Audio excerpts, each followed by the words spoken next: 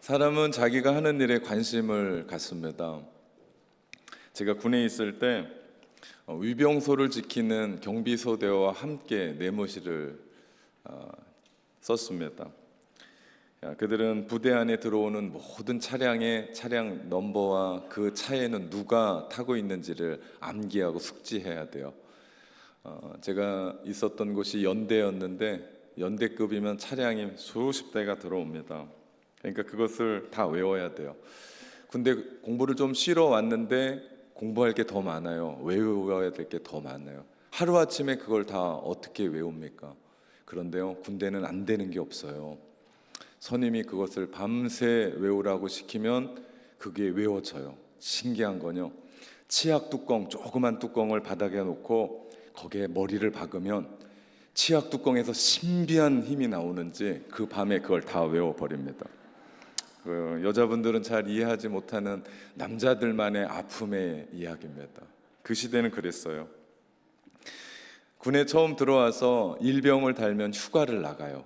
그럼 동기들이 같이 나갔겠죠. 그런데 그들이 10일 동안 휴가 받고 돌아오면 다 볼멘 소리를 해요. 왜냐하면 그들의 눈에 들어오는 게 뭐예요? 다 차량 번호판과 누가 타고 있냐는 거예요. 누가 신경도 안 쓰는데 자기들의 눈은 자연스럽게 번호판과 누가 타고 있는지를 보게 된다라고. 군에 있으면서 얼마나 보고 싶은 게 많고 듣고 싶은 게 많았겠습니까? 그런데 자신들의 눈에는 그게 보인다라고 볼멘 소리를 합니다.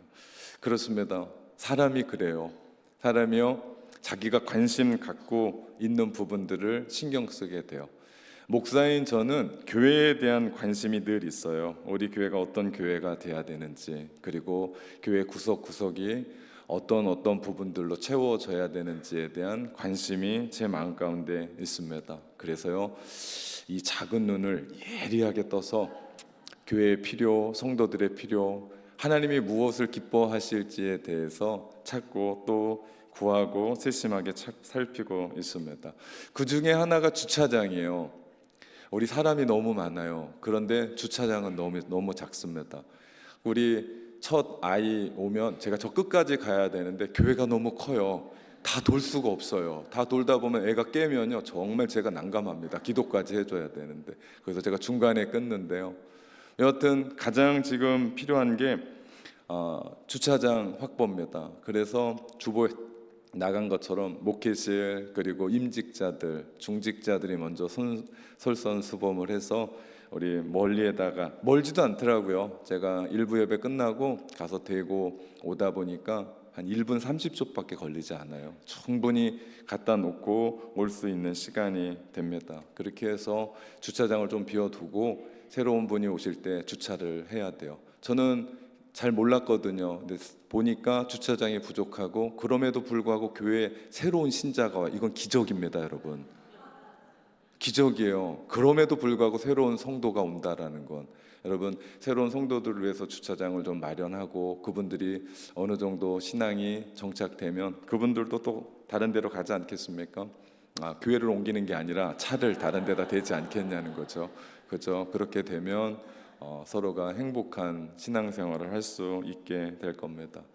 요즘 시대는요, 목회하는 것도 쉽지 않고요, 신앙생활하는 것도 만만치 않은 시대입니다. 제가 한 번은 세미나에 갔는데 한 강사님이 이런 말을 하는 거예요. 자기 교회 신앙생활 정말 잘하는 청년이 서울대에 합격을 했어요. 그래도 한국에서는 서울대 하면 대단한 학교 아닙니까? 그 신입생 오리엔테이션에 갔는데 돌아가면서 자기를 소개하는 거예요. 옆에 있는 친구가 나는 카톨릭 신자고 성당에 다녀, 그러면서 자기를 소개하는 거예요. 그래서 자기도 용기를 얻어서 이 청년이 나는 교회 다녀라고 소개를 했더니 시선이 너무나 따가운 거예요. 다들 이상하게 자기를 쳐다보고, 아직도 그런 데를 다니는 사람이 있어? 라고 자기를 쳐다보는 것 같아서 너무 어려웠대요. 그러면서 정말 신앙 좋은 친구인데 자기도 모르게 입에서 그런 얘기가 나왔대요. 그런데 열심히는 안 다녀. 우리가 이런 시대에, 오픈 시대를 우리는 살아갑니다. 그만큼 교회가 변두리로 물러났고, 예전에 사람들은 교회가 희망이라고 라고 얘기할 때가 있었는데, 이제는 세상이 교회를 걱정해 줘야 될 이상한 세상을 우리는 만났습니다. 마치 예수님이 말씀하신 것처럼 맛을 잃은 소금이 밖에 던져져서 사람들에게 밟힐 뿐인 아무런 쓸모없는 그런 일들이 우리 가운데 있지 않나. 그러면서 회개하고 반성도 해보고, 또 한편으로는 시대가 너무나 악하게 가고 있지 않나라는 그런 생각을 해봅니다. 우리 시대와 비슷한 시대가 있는데요, 그 시대가 바로 에스겔 선지자가 활동했던 그 시대였습니다.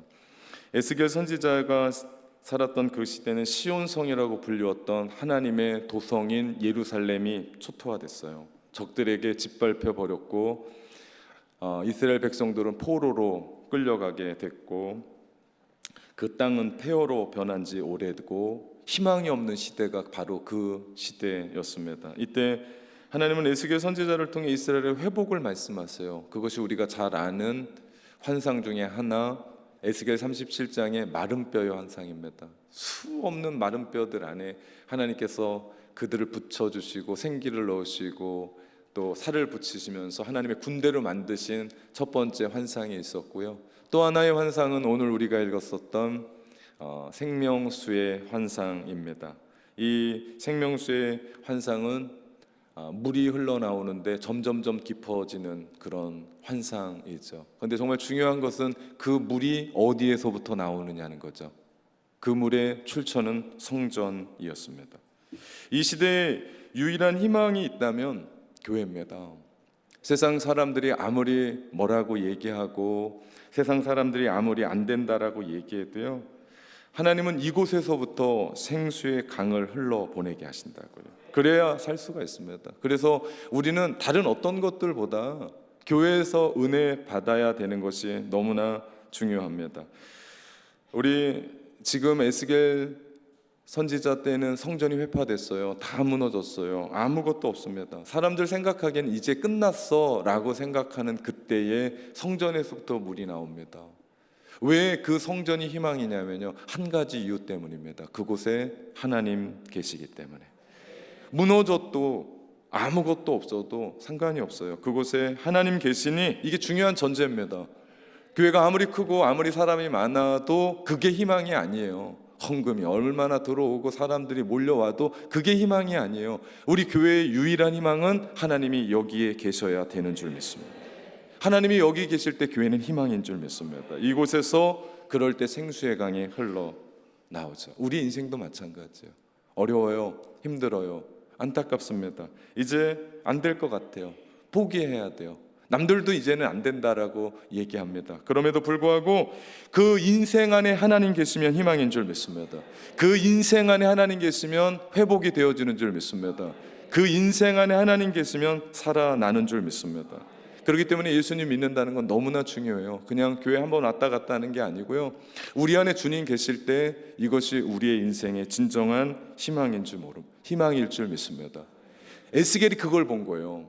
그러면서 감격한 거예요. 그러면서 흥분한 거예요. 얼마나 감사한지 몰라요. 왜냐하면 한 시대를 풍미하는 선지자가 백성들에게 돌아오라고 주님 말씀을 전하는데 아무도 돌아오지 않아서 나라가 망해버린 거예요. 그러니 얼마나 가슴이 아프겠어요. 그런데 그 망해버린 그 나라에 하나님께서 그 선지자를 통해서 희망의 메시지를 전하고 있는 겁니다. 그러니 흥분할 수밖에 없죠. 그러니 감격할 수밖에 없죠. 저는 이 말씀을 묵상하면서 주님 안에 있는 우리 교회를 꿈꾸어 봅니다. 49년 된 우리 교회, 하나님이 친히 거하시며 우리 교회로부터 생수의 강이 흘러갈 줄 믿습니다. 이런 교회가 돼야 하나님이 기뻐하시는 교회고, 이런 교회가 돼야 우리 신앙이 살아나는 줄 믿습니다. 신앙이 그래요. 사람이 무엇을 보느냐에 따라서 다릅니다. 여러분 그거 아십니까? 여러분 과거에 뭔가를 봤기 때문에 여러분은 지금 이렇게 사는 거예요. 또 제가 말씀드립니다. 여러분은 지금 오늘 보는 것이 미래입니다.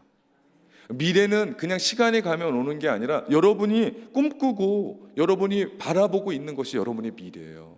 그럼 여러분이 묻고 싶습니다. 여러분은 요즘 무엇을 어떻게 바라보고 사십니까? 그게 여러분의 미래를 만들고 이것이 우리의 비전입니다. 에스겔 선지자는 하나님이 주신 환상을 통해 이스라엘이 다시 일어설 것을 믿음으로 봐요. 폐허가 됐고 초토화가 됐고 아무것도 할 수 없는 그곳에 한 가지 희망을 보는데, 예루살렘으로 이 백성을 하나님이 귀환시킨다는 거예요. 다시 한번 복귀시킨다라는 그 꿈을 꾸게 됩니다. 1절부터 2절 말씀해 보니까요, 그가 나를 데리고 성전문에 이르시니 성전의 앞면이 동쪽으로 향하였는데 그 문지방 밑으로 물이 나와 동쪽으로 흐르다가 성전 오른쪽 제단 남쪽으로 흘러내리더라. 그가 또 나를 데리고 북문으로 나가서 바깥길로 꺾여 동쪽을 향한 바깥문에 이르시기로 본즉 물이 그 오른쪽에서 스며 나오더라 말씀합니다. 지금 성전에서 물이 흘러나오는 거예요. 그 물을 하나님이 직접 자를 가지고 제기를 시작하는데 동쪽으로 나면서 천척을 측량합니다. 그러면서 에스겔에게 건네래요. 천척은 오늘날로 환산을 따지면 550m 정도 됩니다. 그러면서 길이를 재는데 처음에는 발목까지 물이 찼어요. 그 다음에 무릎, 그 다음에 허리, 그 다음에는 걸을 수 없는 헤엄을 쳐야만 할 만큼의 물이 됩니다. 강이 되죠. 여러분, 이것이 우리 신앙생활하는데 은혜입니다. 처음에는요, 전도받아서 교회를 나와요. 신앙생활이 교회만 나오는 줄 알았어요. 여러분, 오늘 이 자리에도 그런 분이 있을지 몰라요. 신앙생활은 주일날 교회에 나오는 거다. 예, 잘하고 계신 거예요. 꾸준히 신앙생활 열심히 하십시오. 교회 출석 열심히 하셔야 돼요. 예, 다르지 않습니다. 동일합니다. 그러다가 좀 더 시간이 지나면 말씀을 듣고 기도하고 소위 은혜를 경험하고 체험하면서 이제는 발목으로, 그 다음에 무릎으로 점점점 신앙생활이 깊어져요. 그러면서 우리 안에 이제는 성령의 역사, 중생의 체험도 하고 그 안에 성결의 체험도 하면서 구원이 흔들리지 않아요. 그러면서 좀 더 나아가요. 영적인 은사를 받고 하나님이 나에게 주셨던 그것을 가지고 주를 위해, 성도들을 위해, 이웃을 위해 힘있게 헌신하고 봉사하고 전도도 하고 충성도 합니다. 이제는 허리를 넘어서 헤엄을 쳐야 될 은혜의 수준까지 깊어져요. 여러분, 우리의 신앙생활은 날마다 그 자리에 있으면 안 돼요. 점점점 깊어져야 돼요. 그 은혜의 체험을 통해서 하나님의 깊이까지, 그분이 어떤 분이신지를 우리가 경험해야 됩니다. 저는 여러분을 축복합니다. 성령님으로 인해 신앙생활 더 깊은 단계까지 이르러 영적인 은혜를 체험하시기를 주님의 이름으로 축원합니다. 이렇게 신앙생활해야 돼요. 그러면요, 신앙생활 행복합니다. 그러면요, 누가 뭐라 해도요, 그 신앙생활의 끈을 놓을 수가 없어요. 그 맛을 한번 보면, 이거 억지로 하겠습니까? 억지로 시키는 저나 억지로 하는 여러분이나 이거 하겠습니까? 못할 일입니다. 한 번은 해요. 그런데 계속은 못해요. 이거 우리 죽을 때까지 해야 되는 거 아니에요? 주님 만나고 나서도 천국 가서도 우리 예배드리고 그런 삶을, 형태는 다르겠지만 그런 삶을 살아내야 되는 거 아닙니까? 근데 이거 억지로 한다고요? 될 수 있겠습니까? 할 수가 없죠. 여러분, 영적인 깊이를 맛보십시오. 성령님과 함께 성령 충만함을 우리가 맛보게 될 때 이 삶은 달라지죠. 그렇다면 성전에서 나온 그 물은 도대체 뭐냐라는 겁니다. 그죠? 이것을 알기 위해서는 예수님이 말씀하셨던 요한복음 7장으로 돌아가야 됩니다. 7장 37절에서 39절 말씀해 보니까요, 명절 끝날 곧 큰 날에 예수께서 서서 외쳐 이르시되 누구든지 목마르거든 내게로 와서 마시라. 나를 믿는 자는 성경의 이름과 같이 그 배에서 생수의 강이 흘러나오니라 하시니 이는 그를 믿는 자들이 받을 성령을 가리켜 말씀하신 것이다 말씀합니다. 생수의 강이 뭐였다고요? 성령이었습니다. 이제 알았어요. 그 물이 성령이셨구나. 여기서 말하는 큰 명절은요, 초막절입니다. 초막절은 이스라엘의 3대 절기로 이스라엘 백성들이 광야를 지나면서 하나님이 그들을 지키시고 돌보시고 이끄셨다는 것을 경험하기 위해서, 지금은 잘 살고 있거든요. 근사한 집에 살고 있거든요. 그런데 거기를 떠나서 광야로 들어가서 초막을 짓고 거기에서 지내면서 하나님이 우리를 얼마나 사랑하셨는지를 회고하는 그런 절기입니다. 다시 말하면 은혜를 잊지 않겠다는 거예요. 그 은혜를 잊지 않고 지금 이렇게 살지만 하나님만 바라보겠다라고 하는 그들의 절기의 고백입니다. 이때 하이라이트가 있어요. 그것은 기온 샘에서 길러온 물을 부으면서 이 이야기는요, 예수님이 공생애 때 하시고자 하셨던 그 이야기들을 이 땅에 오셔서 하셨던 이야기를 그대로 하시는 거예요. 그러면서 외칩니다. 나를 믿는 자는 성경의 이름과 같이 그 배에서 생수가 넘칠 거다. 성령을 부어주실 거다라고 말씀하십니다. 이 물이 바로 성령입니다. 에스겔 선지자가 본 물은 바로 성령이었고, 그 물이 어떻게 해요? 발목과 무릎과 허리와 더 나아가 헤엄칠 수밖에 없는 강을 만들어 가더라. 이 얘기는 무슨 얘기입니까? 성령 충만함을 이야기합니다. 우린 여기서 교회가 어떤 곳인지를 보게 돼요. 교회는 어떤 곳입니까? 성령 충만한 곳입니다. 우리 교회가 위치가 있어서 정신도 하나도 없는데 막 이리저리 사람들이 만나러 와요. 사람들이 좀 머리가 안 좋아요. 왜냐하면 제가 정신없을 때 만나면 기억할까요? 못할까요? 아무도 기억을 못하죠. 그런데 와가지고 막 다 좋다고 얘기를 하고 그러면서 묻는 게 뭐예요? 교회 몇 명 모이냐요. 그걸 왜 물어보냐고요. 뭐 좀 적으면 채워줄 거냐고요. 아니면 뭐 많으면 나눠달라고요. 정말 교회를 물어보려면 뭘 물어봐야 돼요? 그 교회 성령 충만합니까를 물어봐야 돼요. 여러분, 성령 충만하지 않은 교회 안에 사람만 엄청나게 많잖아요. 그럼 제가 골치 아파집니다. 엄청나게 어렵습니다. 여러분, 교회는 어떤 곳이라고요? 성령 충만한 곳이어야 돼요. 왠지 아십니까? 신약 교회의 첫 출발이요, 성령의 강림 이후로부터 시작이 됩니다. 사도행전 2장에 마가다락방의 오순절에 예수님이 40일 이 땅에 계셨어요. 십자가에서 돌아가시고 부활하신 후에, 그리고 10일 있다가 승천하시고 나서 10일 있다가 50일 날에 오순절이라고 얘기하죠. 성령이 임했습니다. 그 자리에 120명의 사람들이 거기서 성령을 받아요. 소리가 들렸어요. 바람과 같은 소리 하면서 성령이 임했어요. 그 어떤 부흥사는 또 막 성령 받으라 그러던데, 아니에요. 무슨 얘기입니까? 바람과 같은 소리예요. 우리가 쓸 때가 한계가 있기 때문에 그걸 어떻게 표현할까? 각 사람 위에 불이 임하더라 그래서 막 불 받아라 막 얘기하는데요, 불일 수도 있고 아닐 수도 있어요. 여러분, 그것을 표현하다 보니까 그렇게 쓴 거예요. 이해되십니까? 정말 중요한 건 120명의 사람들이 각각 머리 위에 불을 받고 성령 충만하게 임했습니다. 그리고 출발한 것이 교회였다라는 것. 이것이 예루살렘 교회의 원형이었습니다. 그리고 오늘은 교회력으로 성령 강림 절이기도 합니다.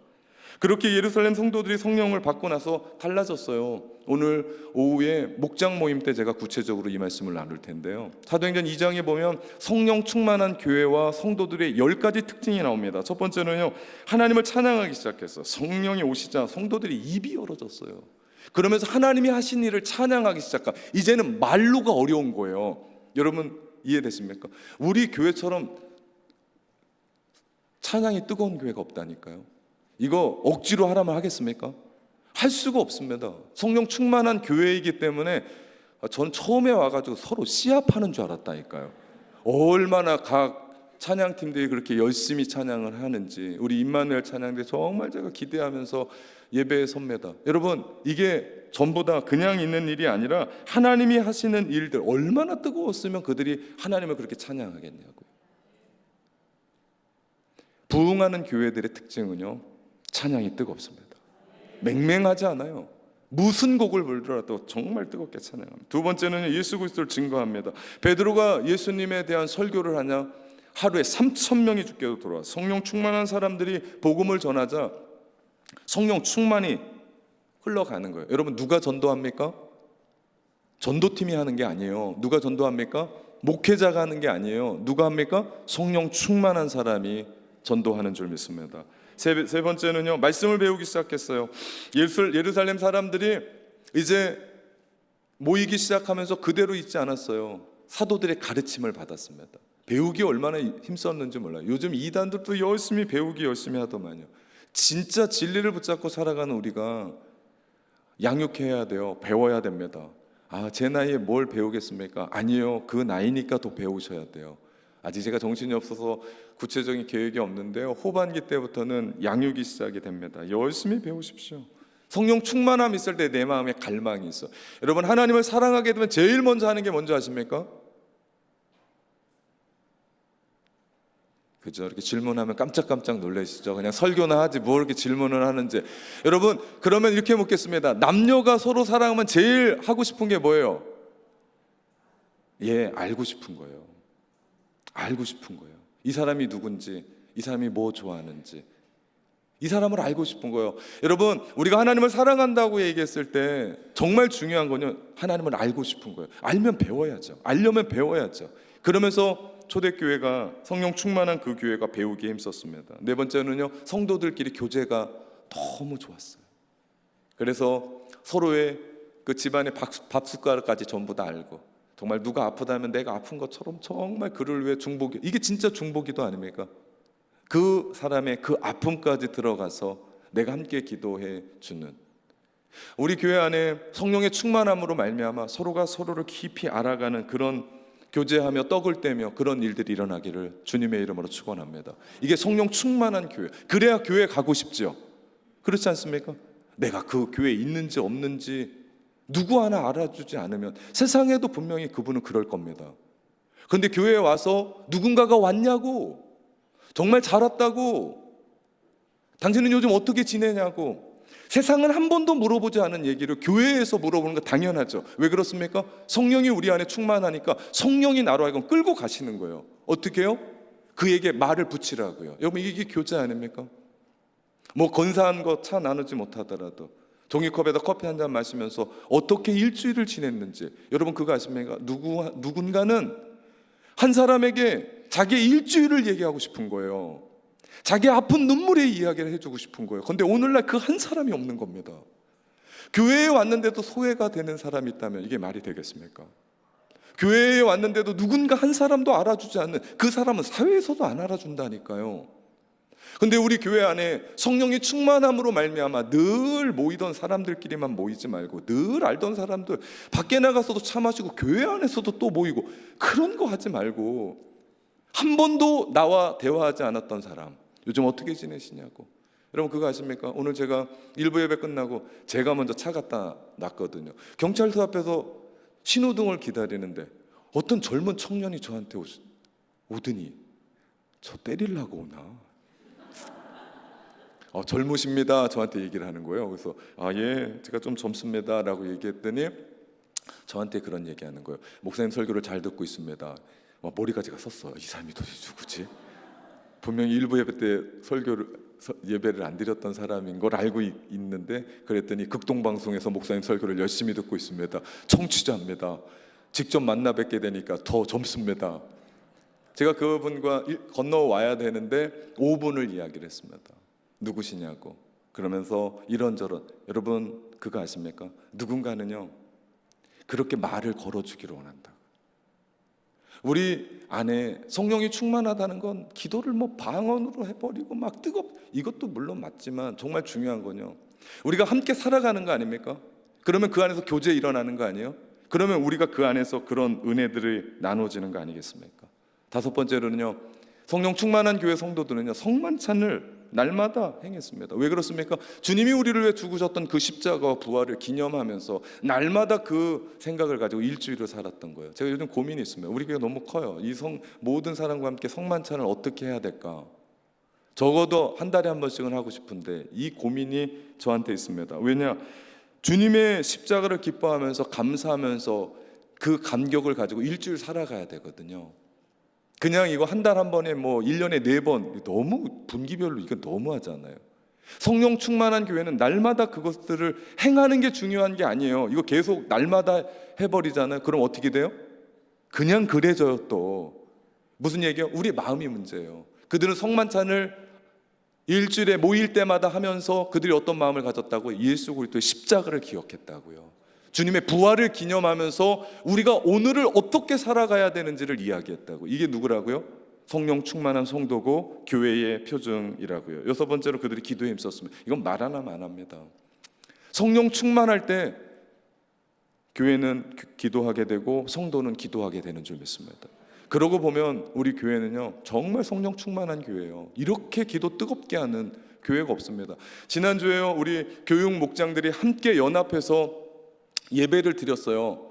제가 진짜 몇 년 만에, 수십 년 만에 애들 앞에서 설교를 했거든요.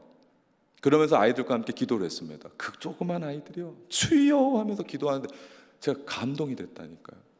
근데 아무도 감동을 안 하시는 얼굴이어서 제가 좀 실망해요. 여러분 이건 감동하셔야 돼요. 우리 아이들이 이렇게 모인다라는 것도 감동이고요. 그 아이들이 주님을 바라보면서 기도한다는 것도 감동이고요.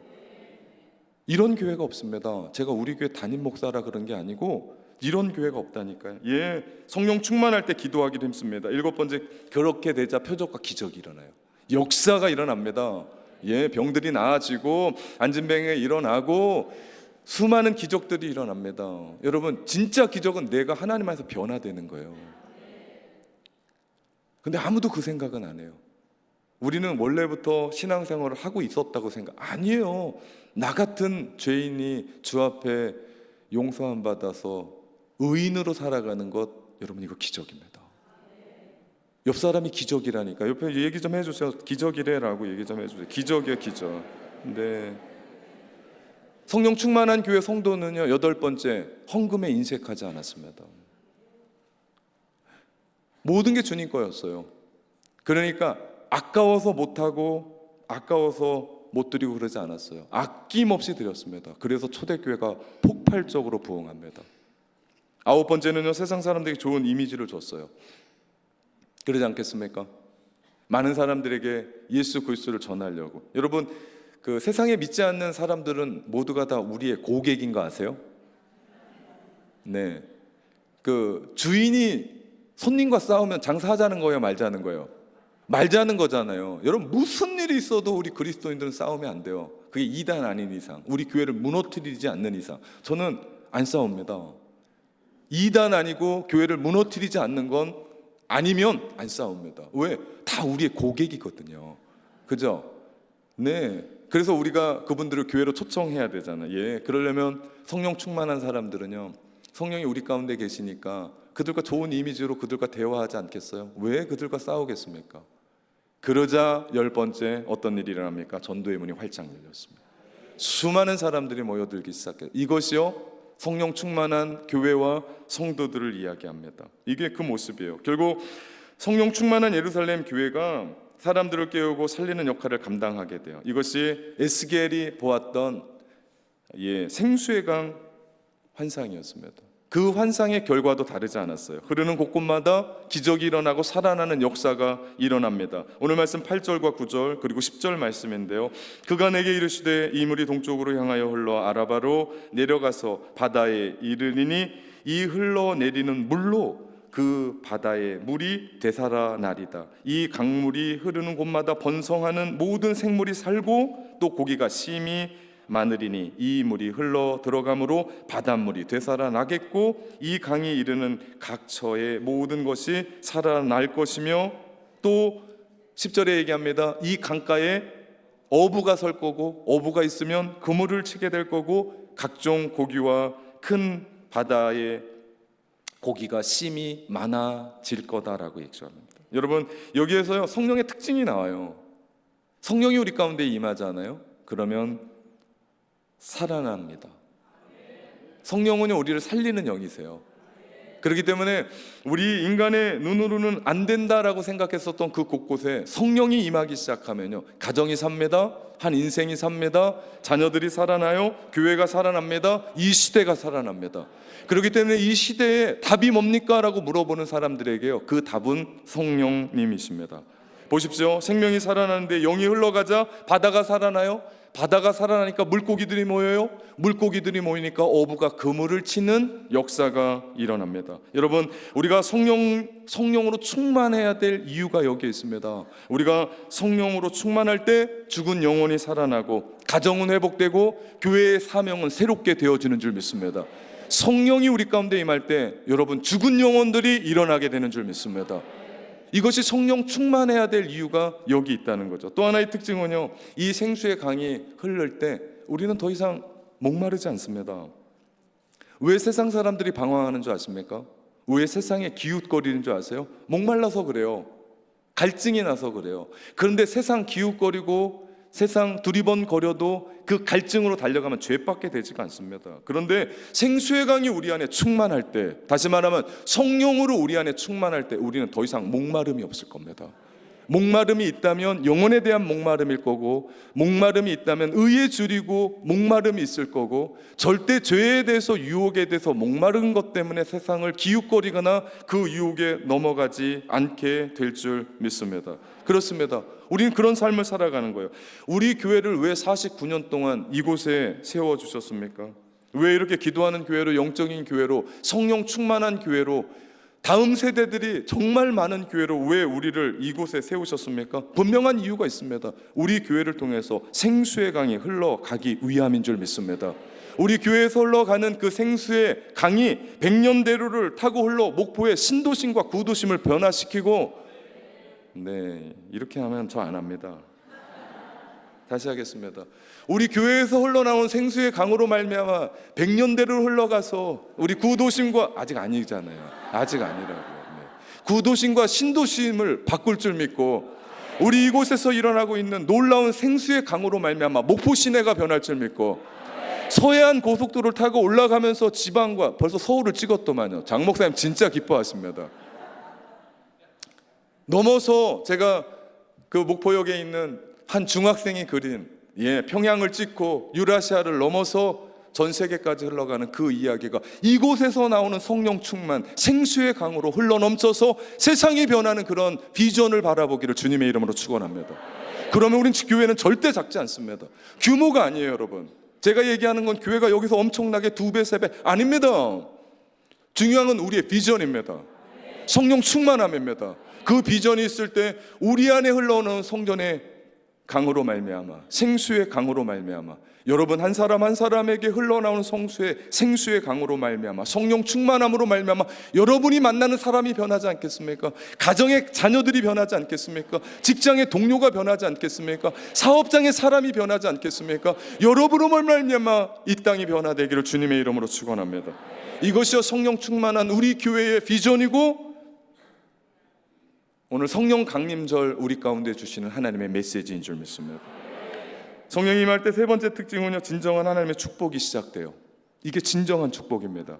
12절에 보면 강 좌우가에 있는 각종 먹을 과실나무가 자라서 그 잎이 시들지 아니하고 열매가 끊이지 아니하고 달마다 새 열매를 맺으리니 그 물이 성소를 통하여 나옴이라.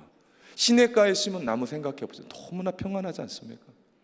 뿌리를 깊게 내리고 잎사귀가 마르지 않아요. 설마다 달마다 열매를 맺어 새 열매를 맺게 되어 그 풍성함의 열매를 우리 가운데 말씀합니다. 언제요? 성령 충만할 때. 저는 여러분의 가정과 우리 자녀와 우리 교회를 축복합니다. 성령 충만함으로 하나님이 주시는 그 풍성함의 은혜가 여러분의 삶과 가정과 자녀들 위해 넘치시기를 주님의 이름으로 축원합니다. 그러기에 우리가 은혜 받았다고 주저앉으면 안 돼요. 기도 이렇게 열심히 한다라고 주저앉으면 안 돼요. 왜 그런 줄 아십니까? 여러분이 받았던 그 은혜는 나눠줘야 돼요. 여러분이 그렇게 열심히 기도했었던 그 기도는요, 흘러가야 돼요. 우리만 좋으면 안 돼요. 여러분 그거 아십니까? 여러분의 자녀가 복을 받았다라고 하는 증거는 큰 대기업에 들어가고 돈 많이 버는 게 복이 아니라니까요. 예전엔 그렇게 배웠을지 몰라요. 근데 이제는 그거 집어치우십시오. 여러분의 자녀가 복받았다는 증거는요, 여러분의 자녀 때문에 누군가가 살아나는 거예요. 여러분 우리 교회가 복받았다는 건요, 사람이 많아지는 게 아니에요. 우리 교회가 복받았다는 건 우리 교회를 통해서 다른 교회가 살고 이웃 사람들이 사는 거예요. 여러분이 복받았다는 증거는요, 여러분이 수많은 것들 누리고 살아가는 게 아니라 여러분 한 사람 때문에 누군가가 살아나는 겁니다. 그럼 생각해 보십시오. 나를 통해서 복받은 사람이 누군가? 나를 통해서 산 사람은 누군가? 이게 우리의 진정한 복이고 하나님이 말씀해 주시는 복입니다. 여러분을 통해 이웃이 복받고 우리 교회를 통해 목포가 복받기를 주님의 이름으로 축원합니다. 참 어려운 시대 만났습니다. 어렵다니까요. 네.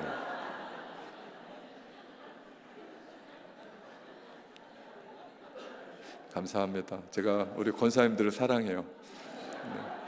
네. 제 권사님들을 좋아합니다. 힘들다고 하소연을 해요. 죽겠다고 절망을 합니다. 답이 없는 이 시대에 우린 살고 있죠. 이때 우리는 에스겔 선지자가 돼서 생수의 강을 가슴에 품고 이 시대와 이 세대와 이 땅을 위해 울어야 됩니다. 그럴 때 하나님께서 이 땅에 성령 충만함으로 바꾸시죠.